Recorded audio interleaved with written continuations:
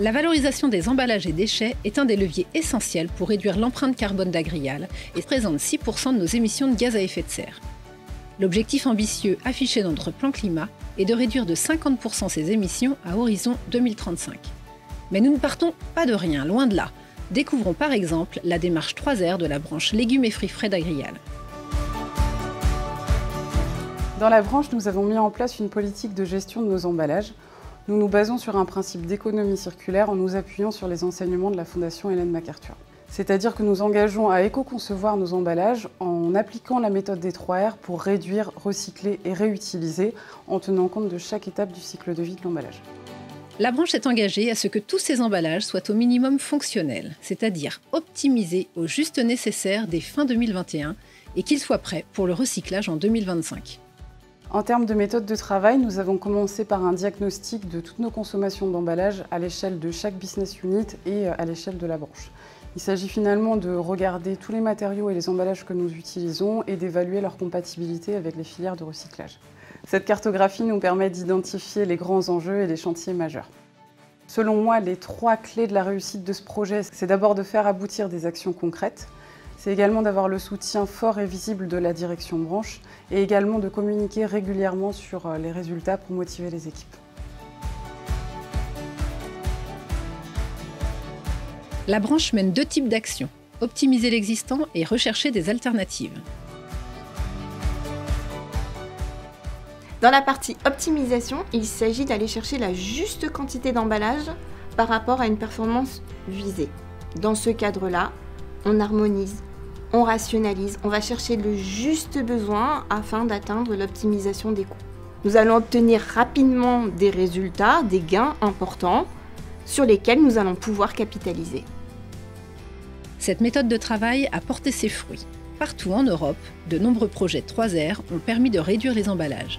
Floret UK a lancé le mouvement de réduction des épaisseurs de sachets, suivi par les autres BU, aussi bien en 4e gamme qu'en première gamme avec Warners. Les barquettes ont elles aussi perdu du poids sur toute la gamme snacking et fraîche découpe Floret. En France et en Espagne, les bouteilles de créaline et les barquettes food service Priméal. En termes de résultats, la branche est fière d'avoir réalisé depuis 2 ans un gain total de 915 tonnes d'emballage. Pour qu'ils soient circulaires, les emballages doivent être recyclables. Aujourd'hui, ce sont déjà 40% des emballages de la branche qui le sont, et cela monte même à 84% avec les emballages de transport.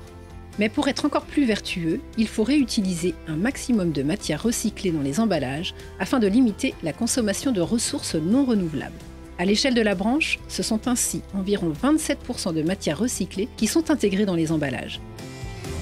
Enfin, la dernière possibilité est de relever le défi de l'alternative au plastique, désormais interdit en France sur certains produits de première gamme par la loi AGEC. Pendant que 3R donne des résultats, cela permet à la R&D d'avoir le temps d'investiguer des solutions alternatives. L'important lorsqu'on recherche des alternatives, c'est d'en mesurer tous les impacts. La qualité produit, l'impact au niveau industriel, le coût et bien sûr la perception consommateur. Il faut que l'ensemble de la solution développée soit viable sur le plan économique et sur le plan environnemental.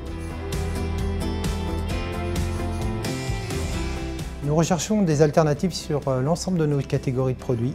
Techniquement, c'est un vrai challenge pour l'ensemble de nos usines, puisqu'en fait, nous devons faire face à des problématiques de durée de vie de produit, d'humidité et aussi d'industrialisation. Il nous faut donc repenser l'outil industriel pour nous adapter à ces nouvelles matières.